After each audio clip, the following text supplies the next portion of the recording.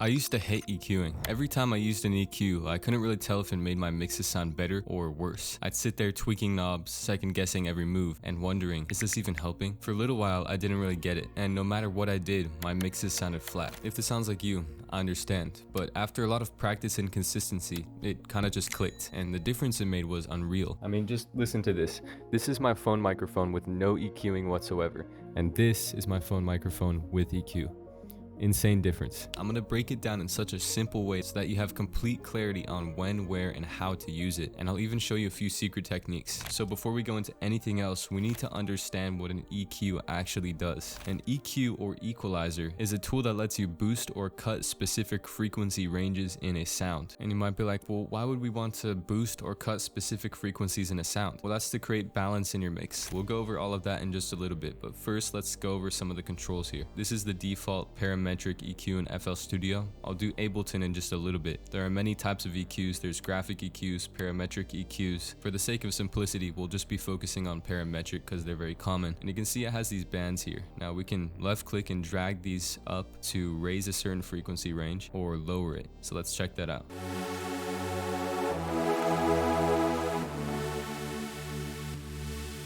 So that's the main control right there. It's just the volume. The next parameter is just the frequency. So this is from the left to the right, with the right being the more higher frequencies and the left being the lower ones.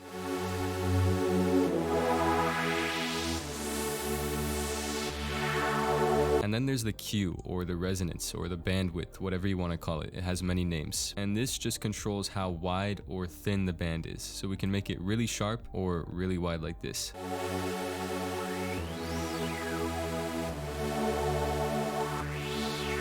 Oh, and then finally, there's the shape. So up here in the FL Studio EQ, you can choose the shape of each band. So for example, we could left click and drag to make this a high pass. I know this is a lot of information, but the high pass just lets the highs pass through and cuts the low frequencies.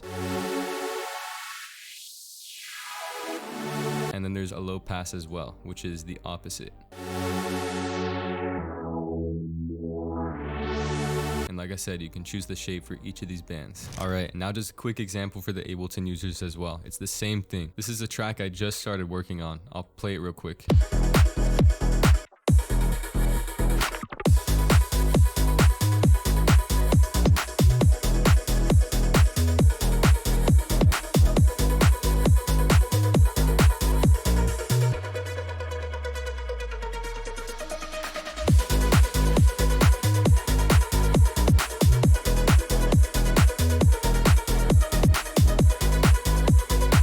Anyway, hope you liked that. Let's check out this main synth here. So for Ableton users, it's just a matter of loading up an EQ8. All the same controls still apply. This is also a parametric EQ. And you know, you can change the gain of the band, the frequency, Q, resonance, bandwidth, whatever you want to call it.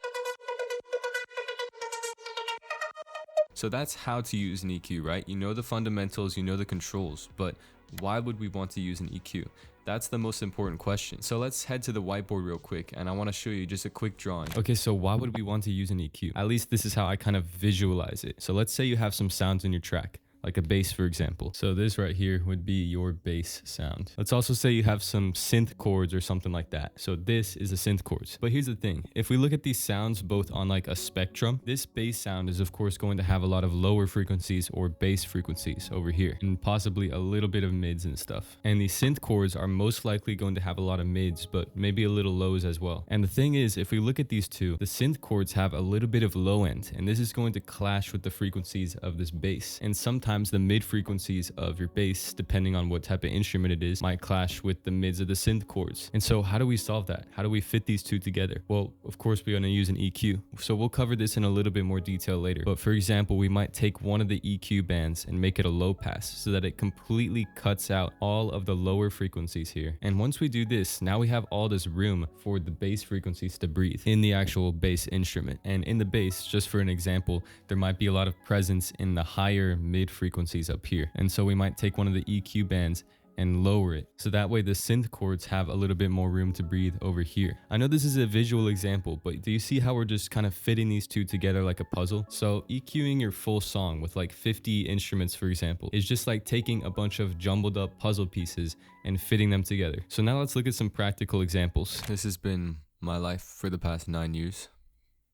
So you know how to use an EQ, you know why to use an EQ, and now it's just a matter of where and when to use an EQ. So let's look at some practical examples. I have this bass and piano.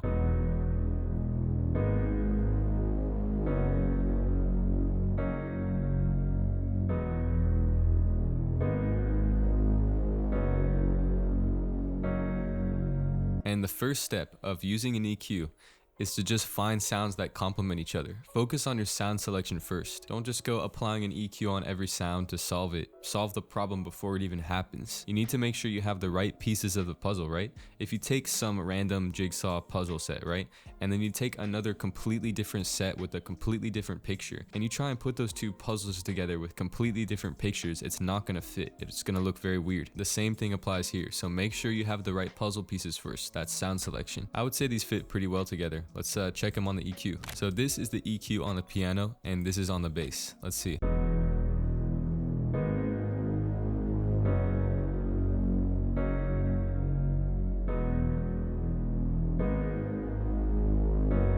So as you can tell, the bass has a lot of low frequencies. That's why it's called bass. And then there's some mid frequencies as well. The piano mostly consists of the mids around here.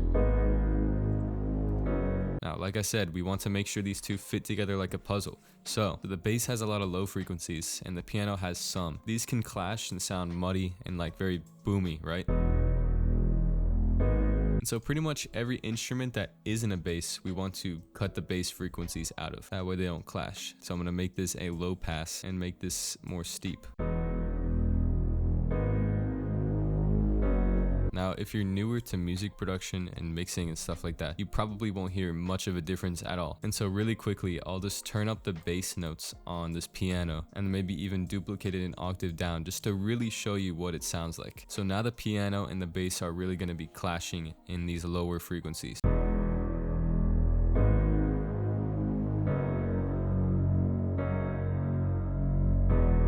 So let's try and cut this out.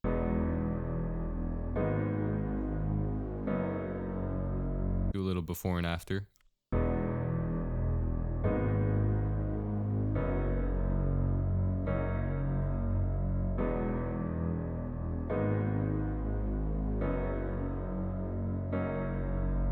It's more of a subtle difference, but just for one extra example, let's just increase the bass on this piano so you can really hear it clash with the bass.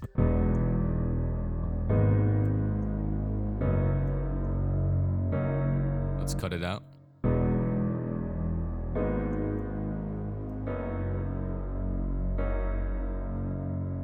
And bring it back in.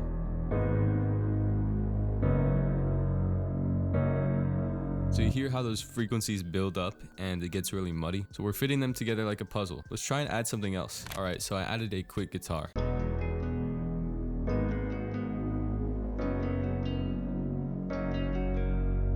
And here are all of the EQs. This one's for the piano, this is the bass, and this is the guitar. So I'm going to cut the lows from the guitar so that way we're making room for the bass, of course.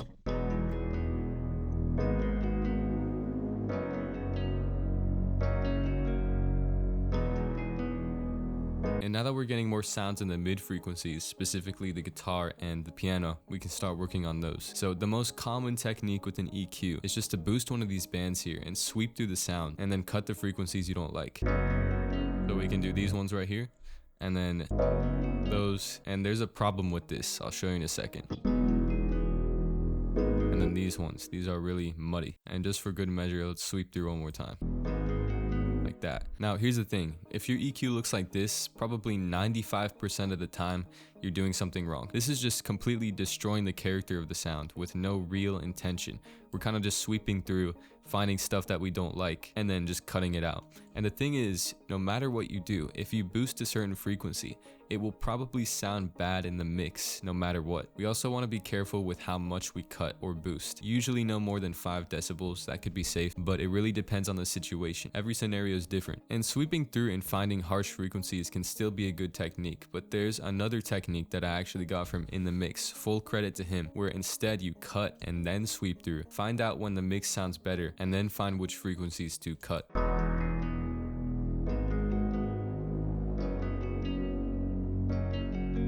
So I do want this piano to be more of a background type of thing, just to add some texture. So I might do a slight dip in the mids here.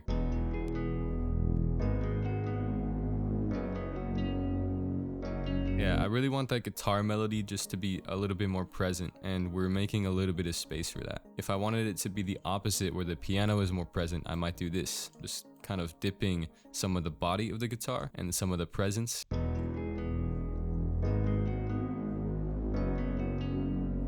And adjusting the levels.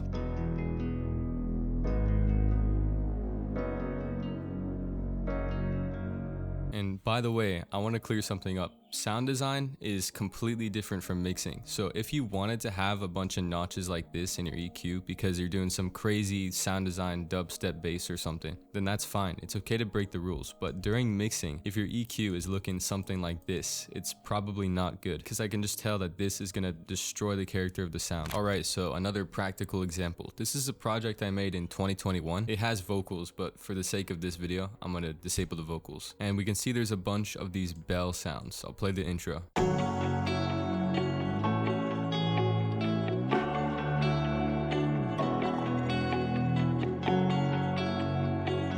Here's what they sound like.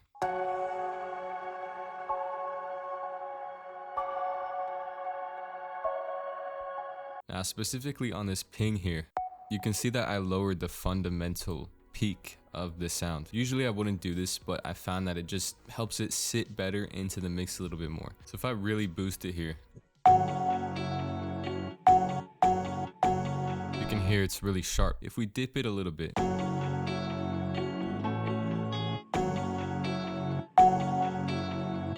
it just helps it sit into the mix so much better. Another example would be all these chord layers over here in the drop. I'll play the drop for you real quick.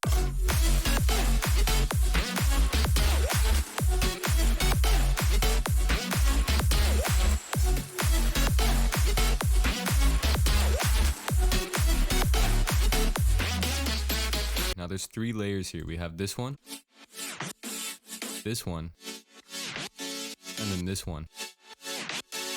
And of course, I had to fit these all together like a puzzle with the EQ. So if we look at the 3 quarter layers here, they each have their own EQ. So this one has a little dip around 8,000 hertz because it had a lot of noise.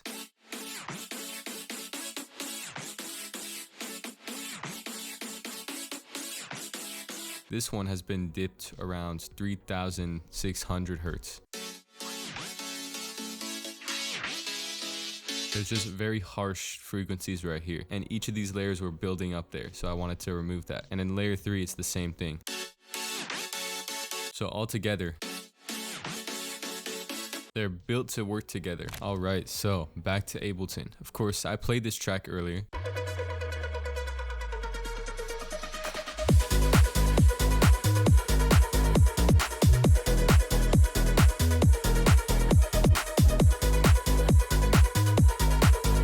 And so, for example, this lead synth here was a little bit too sharp without the EQ. I'm going to take it off. You can hear these very high frequencies around here. I'll boost it a little bit just to kind of train your ear.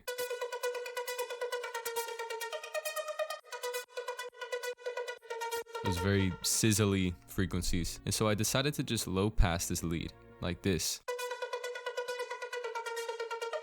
This just rounds it out, and I found that it fits so much better in the track because it's not so sharp anymore.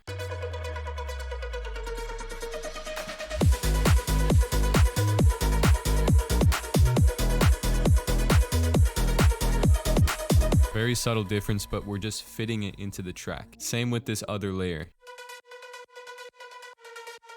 And of course, I had to make sure that these sounds complemented each other. We might even be able to lower some of the frequencies of the second layer. That way, the second layer here, it's just adding that high-end texture to the first layer. Once again, we're just fitting these two together like a puzzle.